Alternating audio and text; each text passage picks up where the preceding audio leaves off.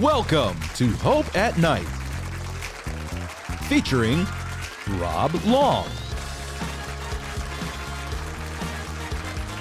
Marius Marton, Q&A with our live audience, and host, Anil Kanda. Today's episode, which commandment do most people ignore?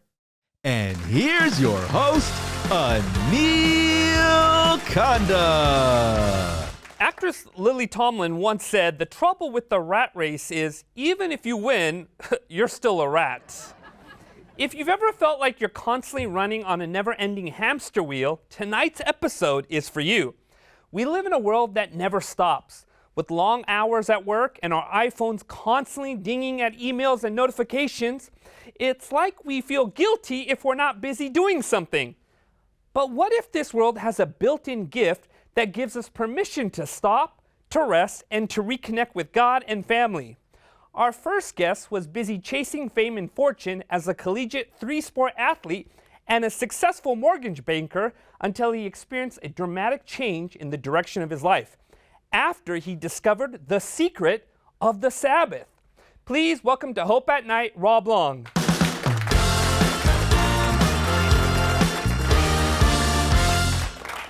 Robb, thanks so much for being here. Good to be here. Thank you. Could you share a little bit about how you grew up? I grew up in western Illinois, a little town called Galesburg. My dad was a dentist there in town. My mom was a homemaker. And we lived basically a very good life there in western Illinois. My dad was a successful dentist. Mom was an excellent homemaker. And they kind of instilled in us, we had some good moral standards and work ethic and responsibility, things like Robb, that. what was the driving motivation of your life as a young person? Sports. Sports. Yeah, totally sports. What kind of sports did you play? If it was involving arms and legs and hands and feet, a bat, a racket, a ball, I was down for that.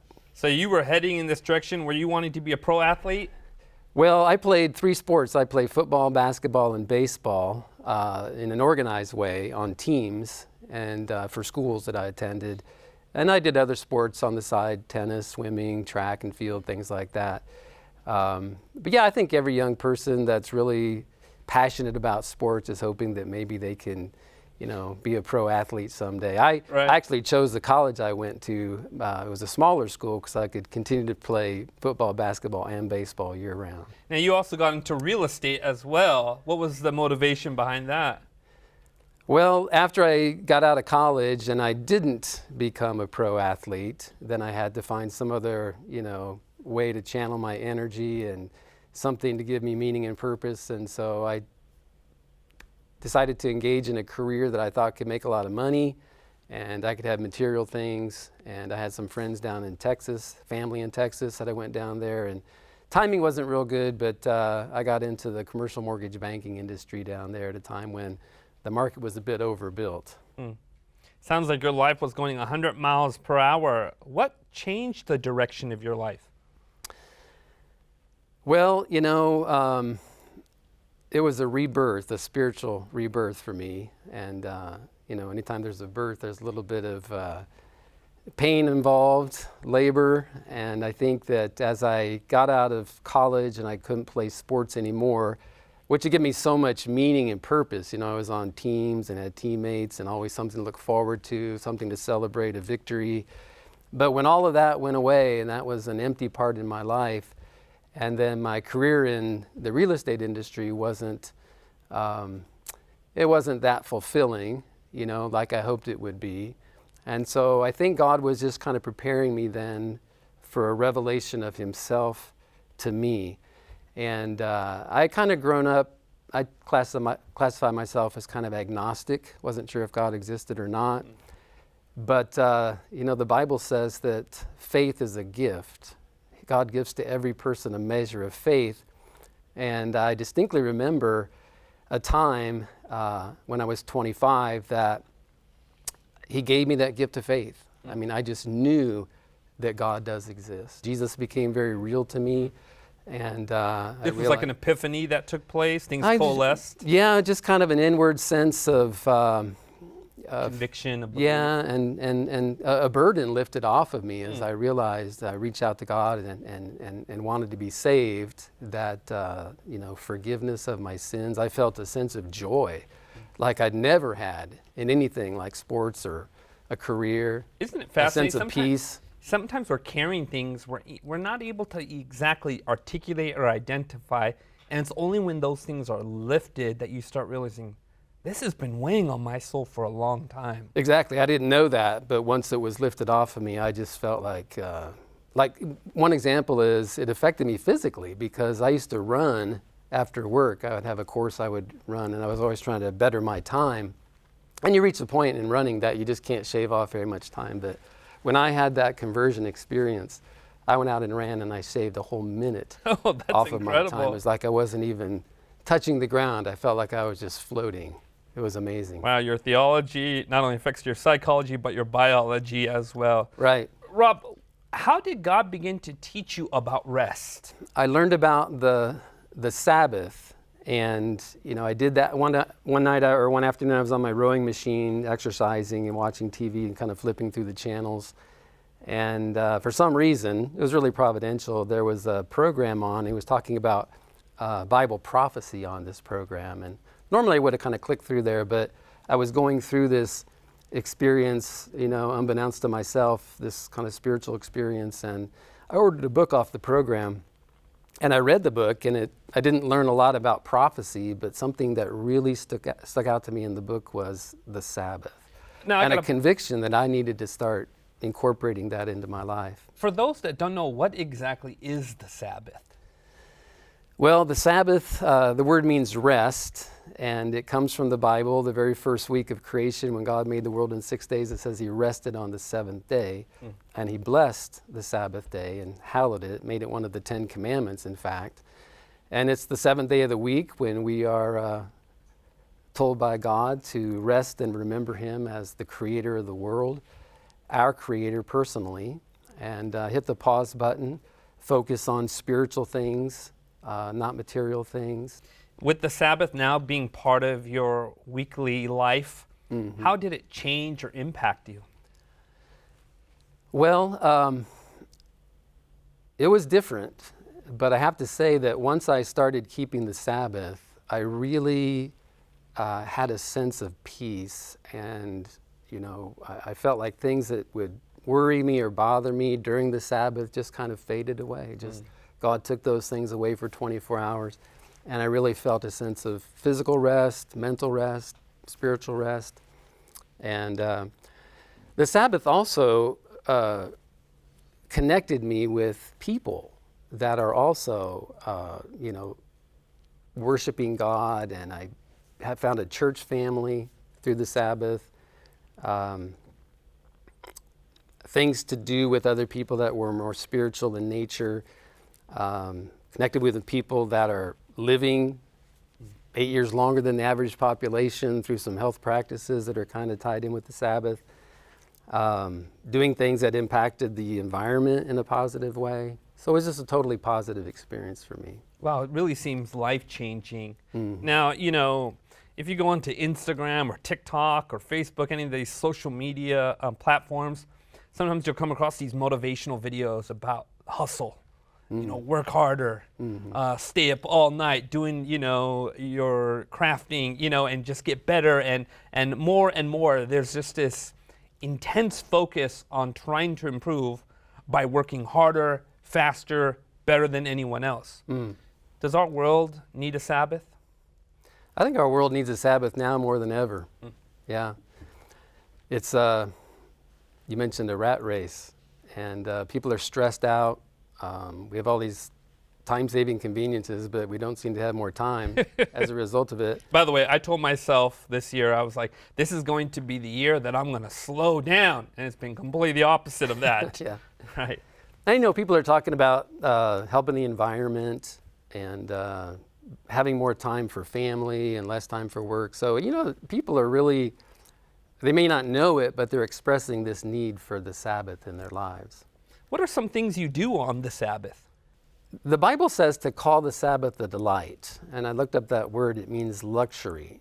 And so the Sabbath should be a luxury or luxurious part of our experience. So look at it in a positive way, not what you can't do, but what you can do. And since it is a memorial of creation, we can look back and think that, God made the world perfect, and He's going to restore the world that way one day, and we can look forward to that. Get out in nature, to think of the Creator, spend time with family. Bible calls it a holy convocation, a gathering of God's people. So, go to church and spend time worshiping with people, praying, hearing spiritual messages, sermons. Life always seems out of balance. We're always searching for what balance is. I don't even exactly know what balance is, how you can get a definition of balance. But it just seems for many of us, man, if I could just only find balance, right? We always want that. And it seems the Sabbath is something that can contribute to finding better balance, or at least being more grounded when it comes to the craziness of life. Is that true? I think so, yeah. Because as it's only one day of the week, but you kind of find yourself orienting your life and your week around that day, preparing for it, anticipating it, and then when it actually arrives, you can just enter into this space mentally and spiritually and even physically that you can't really get into with the busyness of the week. What are a few things that the Bible says about the Sabbath? Well, it says that it's a sign between God and His people, that we can know that He is the Lord our God, the Creator, by honoring the Sabbath as a sign. It's a day of rest. It's a day of, you mentioned not sleeping all the time. So it's a day to do things for people that maybe don't have time to do the rest of the week. Visit people in the hospital or nursing homes. We'd like to go out and sing for people in nursing homes and just bless people. So do those things that you might not have time to do otherwise. I can just imagine just the incredible impact it can have on one's life, that when you dedicate a day for God and for other people, it must affect you mentally, emotionally, spiritually, socially, obviously, by this one day. We all need this Sabbath you're talking about. Yeah. And I think that kind of happens to you as you start keeping the Sabbath. All those areas are affected. You don't set out, I'm going to get mental rest today or emotional rest today, but it just kind of happens because there's a blessing in the Sabbath that God put in there. A blessing? Yeah, He said He blessed it. And so we can get that blessing by entering into that time and space with Him. So there are promised blessings that come from God as we keep the Sabbath. Absolutely, yeah. That's wonderful. It affects you in every way of your life. What would you say to the person that's curious about the Sabbath? Well, I would encourage people to just, try it. Just experiment with it. And remember that it is a positive thing. You're not giving up something. You're actually getting something better, which is always true with the things of God. And then just, start planning for it. The Sabbath biblically starts Friday night at sundown and goes till Saturday night at sundown. And so we get the shopping done, we get the cleaning, the laundry, gas in the car. If it's summertime, get the lawn mowed, and just get everything finished so that you can enter into that time when it actually begins. It sounds like the way you view the Sabbath is not so much as a day of things you can't do, but a day of things, to do more of those good things. Right. And then it just has this wonderful benefit to your life. Is that right? Yeah, and if you look at Jesus, He was the one that instituted the Sabbath, and He came and He actually lived it out and showed how to keep the Sabbath. And He was very busy on the Sabbath. Most of His miracles happened on the Sabbath. So, that's something to remember too. He's kind of our example of how to observe the day. What did Jesus teach regarding the Sabbath? He said, first off, He said He is the Lord of the Sabbath. And so He came to a people that were kind of treating the Sabbath as a legalistic thing. They'd invented all kinds of rules and regulations as to what you could do or not do. And they were kind of crazy things that they came up with. And He came and He kind of showed them how to keep it in a positive, spiritual way that got Him into some trouble because He wasn't keeping their traditions. Now, hold on one second. You're telling us that the issue in the Gospels wasn't that Jesus was teaching people if you should keep the Sabbath, but how to keep the Sabbath. Yeah, the question never seemed to be in the Gospels when you read them whether you should keep the Sabbath or not, but there was a big controversy over how he kept it versus how the religious people of the time thought that it should be observed. And actually, it actually says in the Bible that he broke the Sabbath. Well, he didn't break it, but he didn't keep their version of it. Yeah. So, it's interesting to look at that through the Gospels and see how Jesus was trying to redefine the keeping of the day that he actually instituted in the beginning. And he knows, how to keep it. Obviously, he did it perfectly, and he's our example. What other things did he teach about what you should be doing on the Sabbath? Well, he said it's lawful to do good on the Sabbath. And he gave an example: if your ox fell in the ditch, wouldn't you pull it out on the Sabbath? He healed people on the Sabbath, made people whole, he said. And just, I think he said, my Father's working and I'm working. So he brought true meaning and significance into the Sabbath.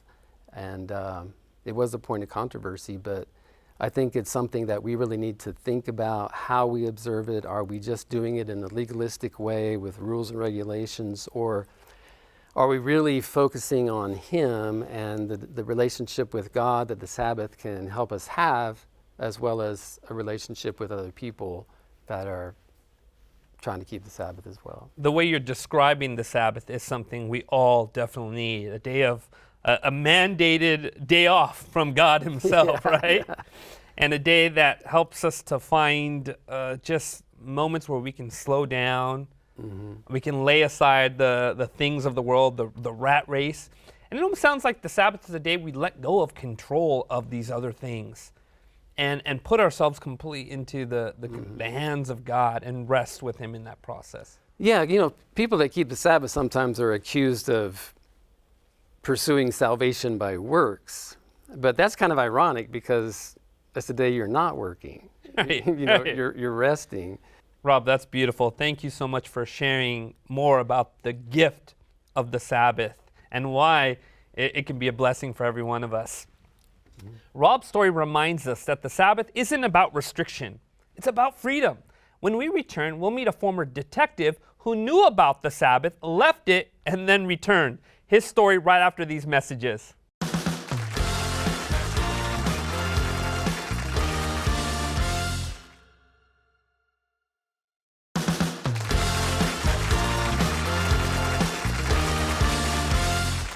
Welcome back to Hope at Night. Our next guest has a colorful history. The great-grandson of a knight who fought for the Austro-Hungarian Empire, he was born in Romania during the communist regime into an Adventist family that kept the Sabbath. After fleeing to America, he slowly abandoned his faith and Sabbath keeping, immersing himself into the study of music and his work as a private detective. Today, he is a police chaplain, a pastor, and an author of a book about the Sabbath, and he's still a musician.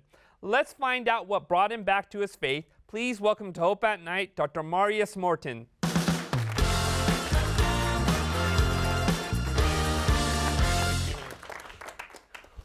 So, Dr. Marton, you are a musician and you were a detective. How does that work out? Pretty good. Because it balanced out stress with fun. Wow, I can see how, when you're stepping away from the detective work, that instruments were probably relieving, therapeutic for you to play. What kind of instruments do you play? Well, my major instrument is piano, but because I studied composition, so I play about 16 instruments. Wow. Okay. But not at the same time. Now that's amazing. I want you to know I feel really guilty for not being able to play guitar after hearing you. Yeah. Now, as a private detective, what kind of work does a private detective do? I was actually in college during the day at the conservatory, and a friend of mine, he offered me to pay for my detective training. So I went to detective training at night, and nobody knew. My parents thought that I'm in college. But they were 700 miles away. They lived in Atlanta, and I was in college in Ohio. So that's how I made it happen. That's really interesting. Now, as a private detective, was this something people hired you to to investigate cases? I mean, what exactly, if you can educate me a little bit on what a private detective actually does. Yeah, they do that, but I didn't. I worked for a private narcotics task force. So we were hunting drug dealers Wow. in East Cleveland, Okay. which Really? is not the best neighborhoods. Right. And so you were playing instruments, and then you were also hunting down drug dealers. Yes. Wow. I can really see that as part of your persona right now. I want you to know that. Is it dangerous, or was it dangerous when you were living under a communist regime? Yes. What kind of dangers did you encounter? I've seen people come to church from jail just because they wanted to keep the Sabbath. They came and searched our house twice because we were housing Bibles, which we're not allowed to do. We also housed the church instruments because both my parents were musicians. And so when they came to search our house, they would never give us warning. Even though, see, communism, it was a lot of bribery. They say half of the country was snitching. So, and my father, he was in good relationship with the police chief. But he told my father, if something happens, don't count on me. Don't even mention my name. But at least he gave him the courtesy that he came an hour before the search warrant to be executed. And he told my dad, you have 1 hour. So all the Adventist neighbors, they came together and they were distributing the Bibles and the instruments. So by the time they came, they found nothing. Oh, that's incredible. So, You grew up as a Christian, and you obviously faced these kinds of persecution and danger growing up. What made you leave your faith? well, there are a couple of reasons for that. One, I hope my mom is not watching. I always say the same thing. But because I was brought up very, maybe legalistic, so I wanted to rebel. And also because it was fun. I was 18 years old and I was a detective. That's cool. And so I was drawn into that world, and hunting drug dealers, you had to go when they worked. You know, they were not respecting your schedule. So I became tired to go to church. I stayed home and slept. Now, what eventually brought you back into the faith? I have a younger brother who is also a pastor. And he decided at the age of 9 to become a pastor. And you see, I was 18 and I was still out there. And he's the only one that knew in my family what I was doing at night. And he would call me, he knew when I would get home. And he would call me every day just to check if I got home. And we would always finish the conversation with him saying, bro, I'm praying for you. It sounds like he understood you were in a very dangerous kind of Yeah. work. So one night, there was a drug dealer who didn't want to go to jail, and I almost got killed. Okay. And all the way home, I kept playing that scenario in my mind. And when I got home, my little brother called. And at that point, I said, I want to be with God. I don't know how long God will do this for me. Wow. So the next day, I went to my boss. I turned in the gun, I turned in the badge, and I said, I'm done. I went back to church. Wow. So how'd you end up becoming a pastor then? That's another story. I didn't want to be a pastor. I wanted to be a musician. And it was in my 4th year in the conservatory when I heard God's call. And I said no. But he kept calling, he kept calling. So at one point I decided to listen. And I set up a bunch of steps just like Gideon. If you do this, I'll consider it. So I went through the hiring process, and when my supervisor introduced me to the church, to the congregation, we sat down afterwards for a fellowship meal. And he says, I want you to know something. We had 27 candidates for this position. All of them have their bachelor's in theology, master's in divinity, but you got the job. I didn't have master's, and my bachelor's was in music. That could have only been God then. Huh? I give him the credit. He opened that door. He knows how to make his calling very clear to us, doesn't he? Yes. You know, we've been talking about the Sabbath. What does the Sabbath mean to you? A lot of things. A lot of things. Besides being the fourth commandment, and God says, remember that, it's interesting how at creation, God blessed it, hallowed it, and he rested. So he calls us to celebrate creation. It's a celebration. I look forward to the Sabbath. As soon as Saturday night comes, I already plan the next Sabbath because I want to celebrate. I want to be with God. And somebody just asked me, why is that different for you? Because you're a pastor. You're always with God. Yes, but it's different when you're on a date with your wife or when you're cleaning the house with your wife. Yeah. So the Sabbath is my date with God. And the second part, this is so cool. When Jesus died on the cross, he died on Friday. Again, he rested on the Sabbath. So the plan of salvation was complete on Friday. That means that after all this sin comes liberation. And that gives me hope. That gives me joy, something to look forward to. Right. What a beautiful illustration there. And also you see in Genesis, right?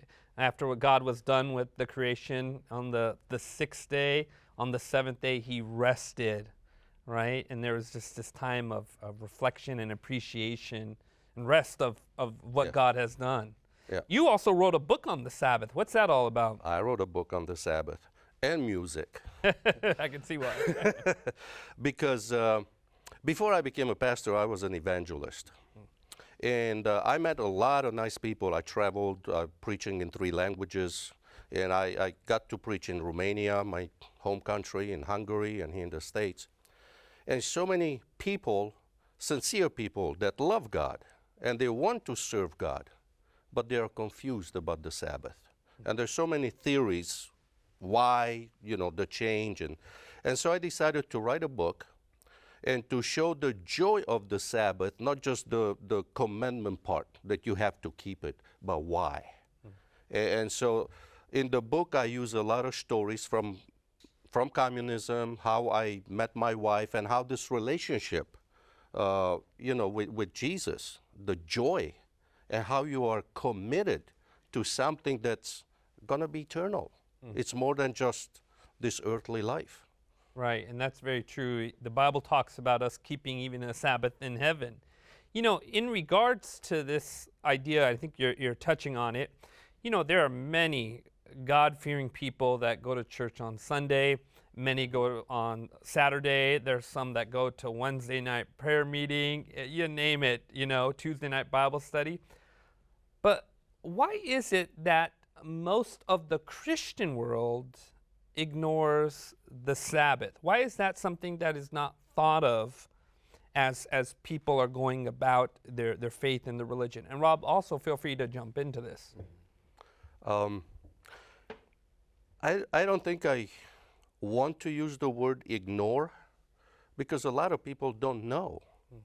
I actually have new members in my congregation that read their Bible and they realized, well, Saturday's a Sabbath. And that's how my grandma became a Sabbath keeper. I'm a 3rd generation. She was a faithful Baptist girl. And she was preparing for a Sunday. And one Saturday when she, this was before Second World War, she wanted to wash her clothes, her church clothes. It became blood red, the water. And she got scared. She thought she ruined her clothes. She called her mom and she looked at the water and they couldn't explain it. The father came, he looked at it, he says, I don't know what happened. And they called, the next door lived a priest. So they called the priest to come over and explain it to them. And the priest looked at it and he says, I don't know. Maybe you shouldn't do laundry on a Saturday. Telling this to a Baptist family. Right. The following Saturday, the mom was making homemade bread for Sunday when they come home from church. And when she sliced up the bread, there was a horizontal red line through the bread. And the family, again, was puzzled. What happened? And the priest came over again, and he said, maybe you shouldn't bake on the Sabbath. So the father said, okay, that's it. Let's pray. Maybe God is telling us something. They prayed, and within a few days, a colporteur knocked at their door. What's a colporteur? That was a guy who's selling books, Christian books. In the old days, they were going door to door selling books. And when he told them that he has Christian books, the father immediately asked, do you have anything on a Saturday?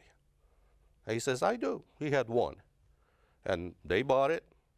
In a couple of days, they read it. A week later, the guy came back with more books. Long story short, the colporteur married that girl.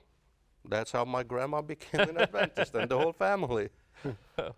Really fascinating. Rob, any thoughts? I think it was Constantine, the Roman emperor, who made the first Sunday law in 321 AD.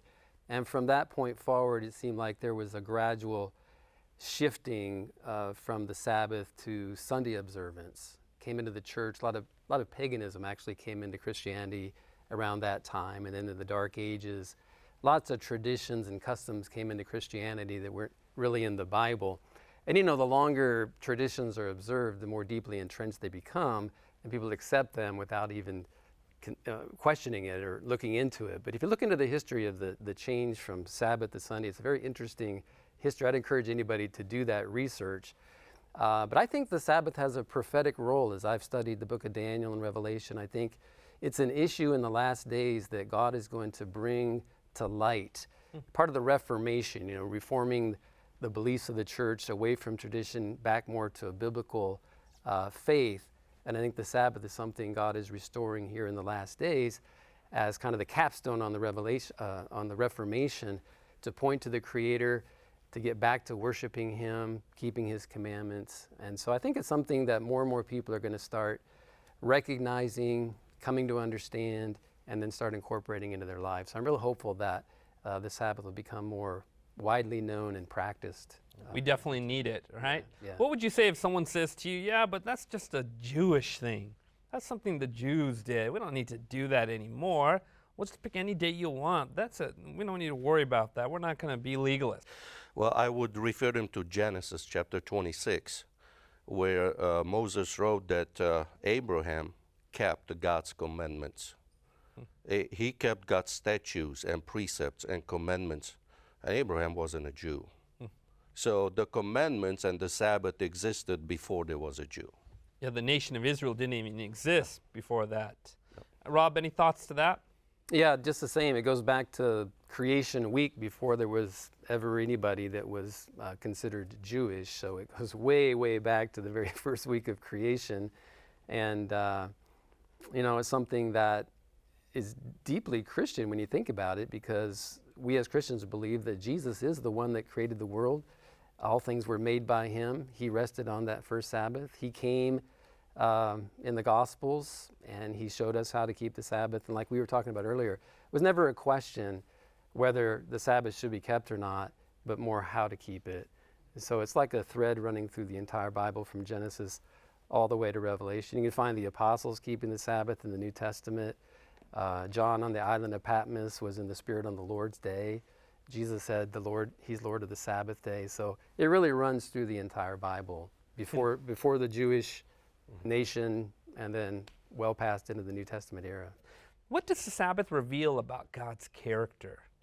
The way God formed the fourth commandment, and He put it right in the heart of the 10 commandments, and it's the only one that begins with the word remember. And that's the one that's forgotten. Right. And God's character, because God, everything that the way God talked in the Bible, He talked in the language for His children, the Israelites, to understand. It was connecting with their culture. And so the official seal of a ruler had to contain 3 things in order to make it official: the name, the title, and the territory of rulership. So when God put the fourth commandment with those words, I am the creator. I am God. And I rule heaven and earth and beneath the earth. God is saying, this is my official seal. This is how we, like I think he said earlier, this is a sign between you and me. This is a covenant.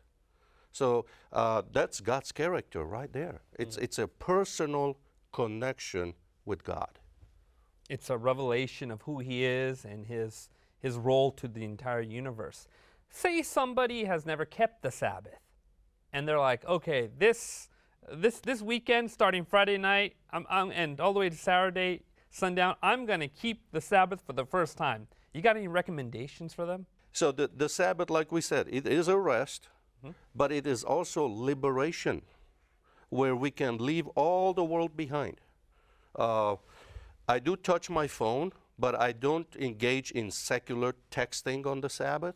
It's only if I have an emergency from church members. You set boundaries. Yeah, I don't check my emails on Sabbath. All my members know that. Don't write email on the Sabbath. I don't check it because I'm spending it with God.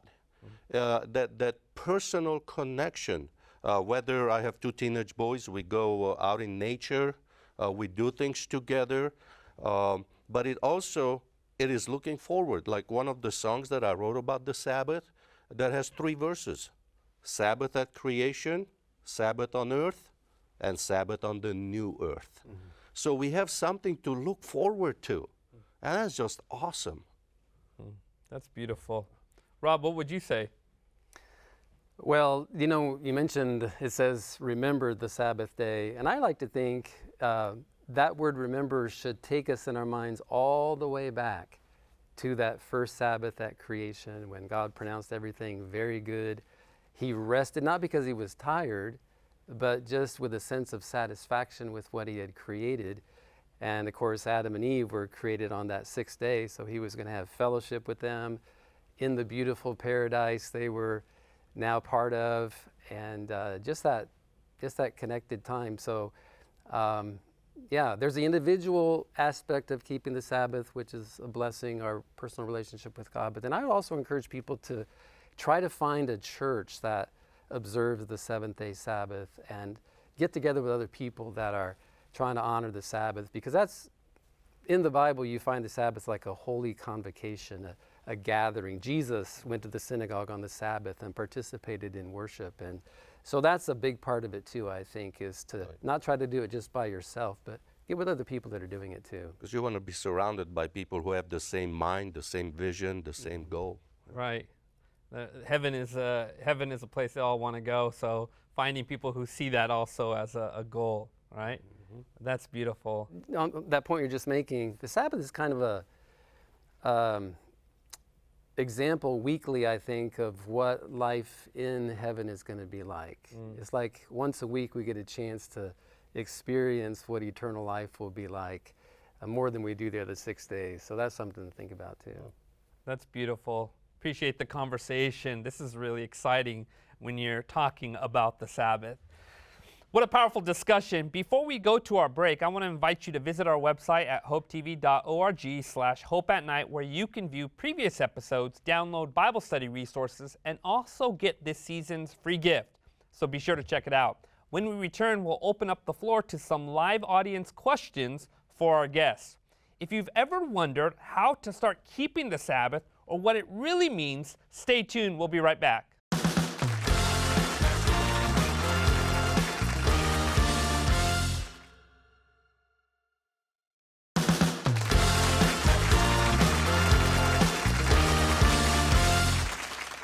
Welcome back to Hope at Night. We've been talking about the Sabbath, a gift from God designed for our restoration and connection with Him. Now let's hear from our audience. Who has the first question? Right over there. As a former detective, have you had moments where you've taken a critical or inquisitive view into theology? And if so, what insights do you have during those moments about Christ and our relationship with Him? That's a good question. I had a close walk with God since childhood. I had a lot of experiences as a child because of communism, and I saw how God worked. So I never questioned God. I just rebelled against my parents being so strict. I always respected God, and I did have a remorse, or I was rebuked. I felt rebuked when I wasn't in church. But it was because of my parents, not because of God. So when you worked as a detective, did you learn some skills there that continued to be with you and taught you other things about life and God and theology? It gave me courage to stand up to people. As far as theology, I think now looking back, it brought me even closer to God, seeing how He was with me, how He was protecting me. And I still go after drug dealers, but now I go with the Bible. Any other questions? Right over there. Do you think it's okay to honor the Sabbath on a different day when there's something going on in your life, such as work or an emergency? Rob? You know, in the commandment, the fourth commandment says, remember the Sabbath day to keep it holy. It doesn't say a Sabbath day. There's a definite article. You know, if I say, hand me a book, you can hand me any book. If I say, hand me the book, you know, I'm speaking of a specific book. So I think there's one day that God specifically calls the Sabbath. That's the day that He's blessed and sanctified, and that's the day that He wants us to keep. You know, many people, we talked about keeping Sunday or another day as a day of rest and worship, which I think you can get a blessing doing that, just physically, mentally, emotionally. But I think for the best blessing, we need to really try to observe the day that God has set aside and blessed and the one that He told us to keep. And sometimes that requires us rearranging our schedule, you know, and putting Him first. It says, seek first the kingdom of God and His righteousness, and everything else will be added to us. And sometimes things like the Sabbath can kind of be a test of our faith. We step out in faith, we try to honor it, and then God shows us what He can do for us when we do that. So, Rob, I get it. Let's say, for example, you know, your boss says, hey, I need you to come in and help with the roofing job on Sabbath. And we can say, hey, look, this is the Sabbath. I'm taking time off. But let's say there's an emergency that happens. Or let's say you're part of an emergency service. And let's say, for example, you know, the house next door is on fire. Do we wait till after sundown to deal with it? No, I think that's where Jesus said it's lawful to do good, to save life. There are some situations, you know, you're driving down the road, you see somebody that's got a flat tire or a problem, it's a Sabbath. Personally, I would stop and help. You know, I think there's exceptions where we want to do good and be a blessing to people. But those are exceptions. Most of the time we should, you know, avoid doing things that we don't have to do that are unnecessary. Right, and it sounds like what you're communicating is, hey, look, if it doesn't have to do with human survival, you know, wait till later on. But if it has to do with human survival, by all means, address it. And in doing so, you're even keeping the Sabbath. Right. When it comes to jobs, Sabbath keepers, they want to pick jobs where you don't have to work on the Sabbath. And of course, there are jobs that you cannot avoid. You cannot shut down a hospital. You cannot shut down a nursing home. And you mentioned that earlier, that's life-saving. And I have friends who work in the medical field, or firemen, or police officers. They try to arrange their schedule so they get Sabbath off. I know medical people who go in and try to get their rounds before church, and then they're at their job, they do their job, and then they go to church. Mm-hmm. So it becomes a matter between you and God. Mm-hmm. It's your relationship. What is God telling you to do? Mm-hmm. Interesting. Any other questions? Right over there. Yeah, so I know you guys already kind of touched on, you know, having different jobs that might require you to work on the Sabbath. However, what if you have a job? What if you like choose your own day to celebrate the Sabbath? Can you do that? If you do have one of these jobs, can you just pick a day in the week and that can be your Sabbath instead of the day that's set aside? Yeah, can you pick any day of the week, something that might be a little bit more convenient for you? Why we keep the commandment is not really because it is the law. I keep the commandment because I want to please God. So like right now, when I'm traveling home, I will stop and buy dark chocolate for my wife. It's not because I have to, but because I want to please her. I want her to be happy. And I heard an old pastor saying, let's say you want to marry a girl from a family, and that family has 7 daughters, and you want to marry the third one. And when you show up on your wedding day, the father decided to swap and give you the 6th one instead. And you say, doesn't matter? It's from the same family. They're all sisters. They grew up together. No, it matters to me because I love this one. So it's same thing with God. God blessed and hallowed the 7th day. And the book of Malachi, the book of Hebrews says that God does not change. He's the same. So I keep the Sabbath because I want to please him. Beautiful. Rob, any thoughts you'd like to add? You know, back when I was in the business world, when the boss called a meeting, you know, he expected us all to be there at that time. Didn't want somebody to say, well, I'll come on Tuesday, or somebody says, I'll come on Thursday. He wanted us all together. I think that gets back to the corporate idea that God wants his people to be together at the appointed time that he's set so we can honor him that way.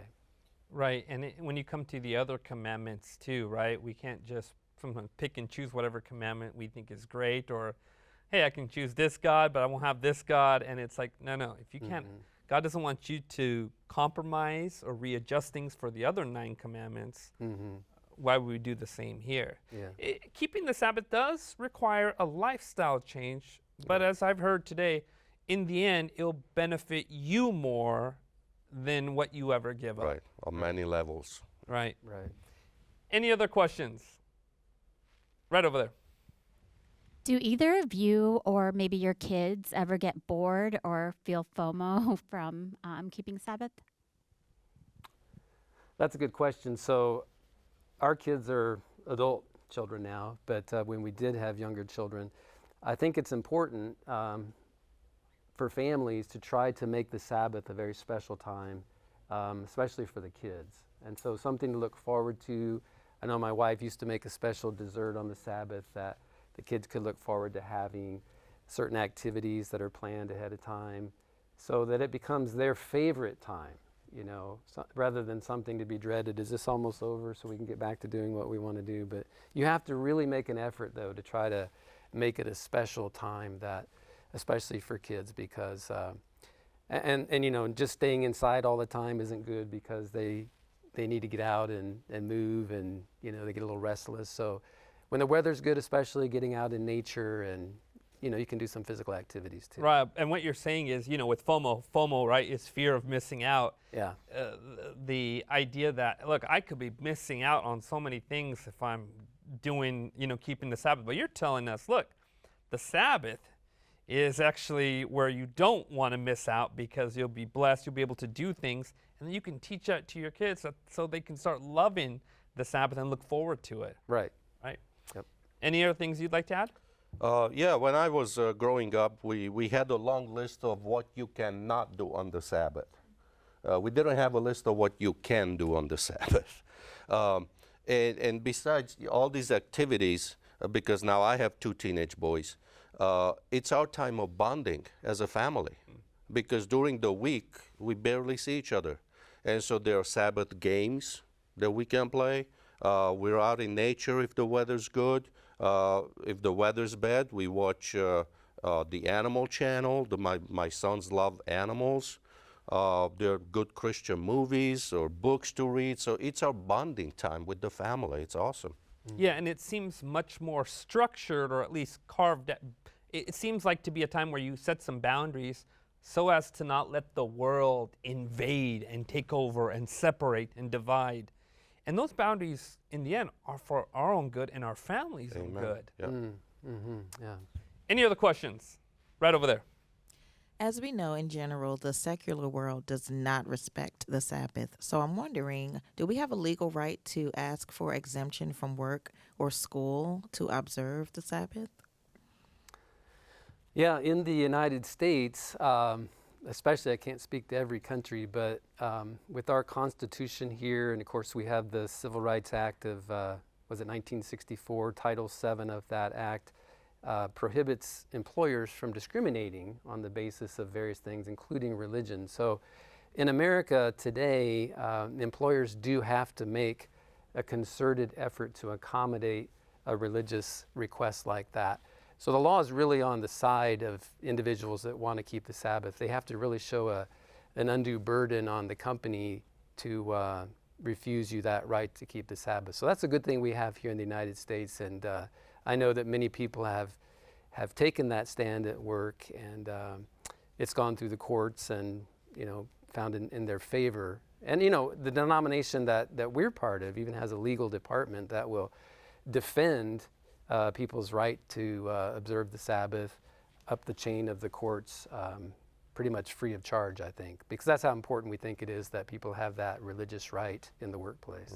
And right now, it seems the law is on the side of favoring those that, hey, I want this time off, and to respect that time. And as you said, there's been obviously a series of court cases that have ruled in favor of that too. Right. And HR departments, they know this information. Yeah. So anything you'd like to add? Yeah, I'm happy to say that I had to give that letter to several members who've been working at a particular company for decades, and then decades later they were told they have to come and work on the Sabbath. So I gave them a letter, like he said, and once they submitted, their Sabbath was given to them immediately, the Sabbath off. Yeah. Now again, we're not talking about medical or fire, those life-saving jobs. Right. But yes. Appreciate you guys sharing that. Just that the fact that U.S. companies right now, they have to protect a person's religious rights. Yeah.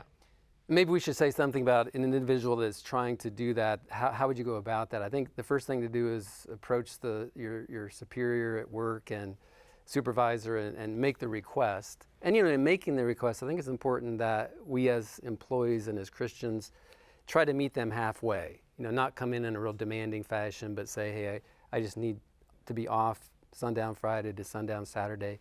At the same time, I'll work Sundays. If I need to work a holiday, I'll meet you halfway. I'm not just trying to get time off in a selfish way, but I do have the needs of the company at heart as well. We don't want to just be selfish about that. Right. And if you honor God, He'll honor you. I've known of people, friends who actually, where they did most of their business on Saturday, and they took it off to honor God.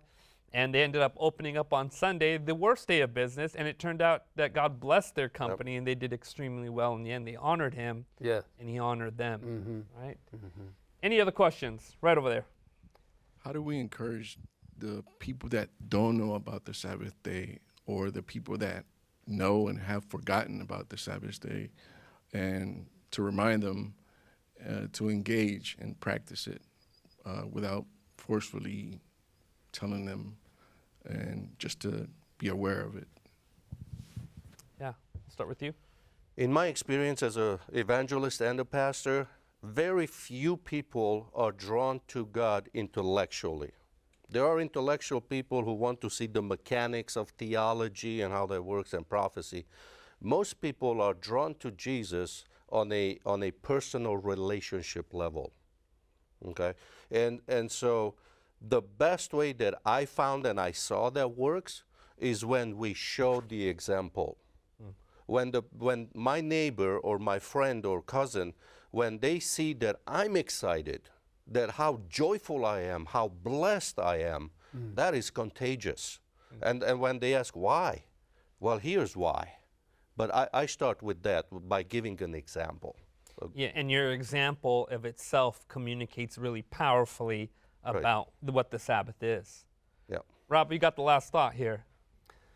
Well, I think the concept of Sabbath keeping is coming more into vogue now. People are talking about this and the need for rest and how stressful it is. So there's a prime opportunity we have now to introduce the idea of the Sabbath. I like your idea of showing by example. Maybe invite them to join your family in Sabbath activities, attending church together, just let them experience that. And then there'll come a time, to actually study the Bible. And that's what I did. That's where I found the Sabbath. And I think that as people really see how important it is in the Sabbath, and it does run from Genesis to Revelation, it's important to God, they'll develop a conviction, like I did. Oh, I need to keep that. I need to honor that. And in doing so, I think you improve your relationship with God. I know I did. I felt like there's so many blessings in the Bible for those who keep His commandments. And when you start doing that, you'll realize that. Wonderful. Thank you for this enlightening and inspiring conversation. Tonight, we've discovered that the Sabbath is not just a commandment, it's an invitation. It's God saying, come rest with me in a world that never stops. God has given us a way we can step back, be still, and remember who we are in Him.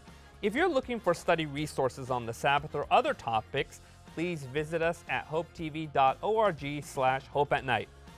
You know, God reminds us with every Sabbath that He is our Creator, He is our provider, and He is our restorer. He longs to give us rest for this life, hope for the next, and as always, hope at night.